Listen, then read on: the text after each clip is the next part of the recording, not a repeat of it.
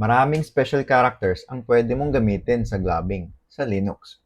The most prominent ay ang asterisk, which matches any sequence of 0 or more characters. Para mas madali mong magets, i-example na agad natin, ls asterisk .txt. Ang ibig sabihin nito ay ililist ko lahat ng files na may .txt sa dulo. Pwedeng a.txt, file1.txt, or kahit .txt lang mismo. Another example ay ls a*b. Ibig sabihin naman nito ay lahat ng file na nag-uumpisa sa a at nagtatapos sa b ay malilist ng ls. So kita naman ninyo na kahit 0 or more characters ay kayang ma-match ng asterisk. Meron akong video series para sa topic na ito at marami pang iba na mapapanood mo ng libre.